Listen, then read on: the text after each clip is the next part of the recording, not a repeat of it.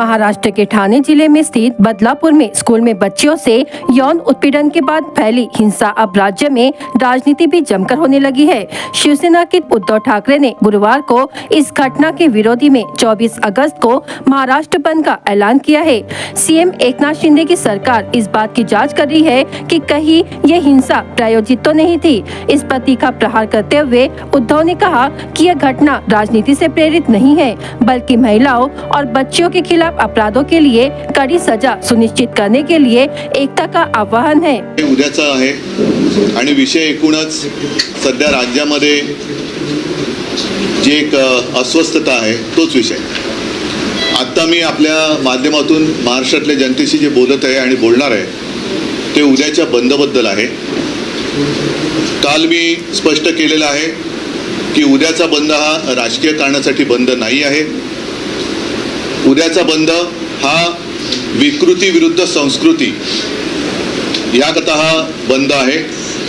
अनेक जणांना असं वाटते, बहुतेक सगळ्याच महिलांना आणि पालकांना असं वाटते की आपली मुलगी शाळेमध्ये सुरक्षित राहील का।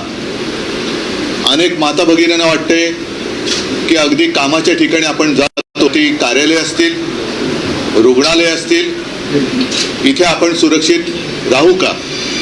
आणि त्याच एकूण खदखदीला किंवा एक अस्वस्थतेला वाचा फोडण्यासाठी उद्याचा बंद, जसं सरकार म्हणते की विरोधी पक्षांनी, होय आम्ही विरोधी आहोत, पण आम्ही विरोधी या विकृतीचे आहोत। त्याच्यामुळे उद्याचा बंद हा विकृतीच्या विरोधकांनी केलेला बंद आहे।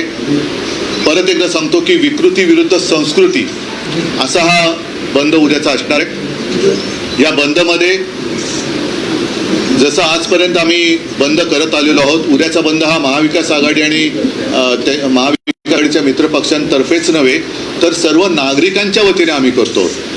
त्याच्यामुळे सगळे नागरिक याच्यात सहभागी होतील।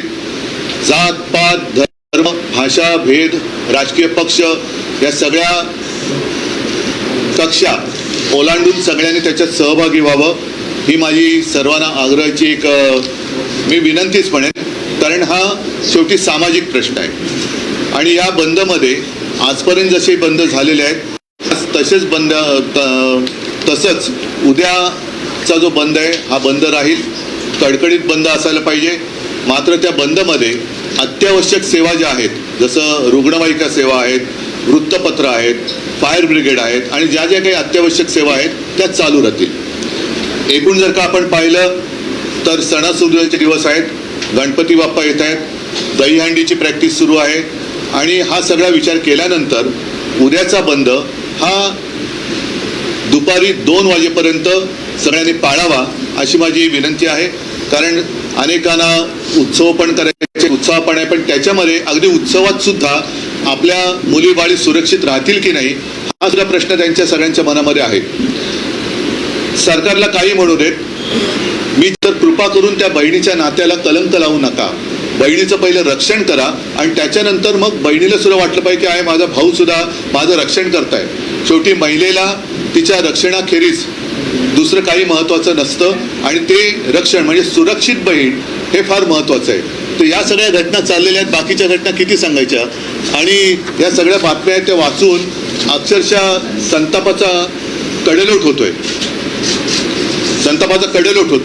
काल जे बदलापूरचे नागरिक आले होते त्यांनी जे सांगितलं की तिथे आजही अटका सुरू आहेत।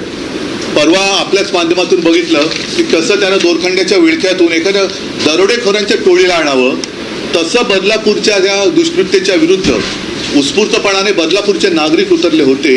त्यांना अगदी दोरखंड्याच्या म्हणजे कोणी पळून जाता कामा नये, या पोलिसांना पहिला अटका झाल्या पाहिजेत। आणि माझी मागणी आहे त्याच्याबद्दल या उद्याच्या बंदनंतर आम्ही पुढाकार घेणार की या सगळ्या आंदोलकांवरचे गुन्हे हे तत्काळ मागे घेतले गेलेच पाहिजेत, ही आमची आग्रही मागणी आहे। नाहीतर आम्हाला रस्त्यावरती उतरावं लागेल।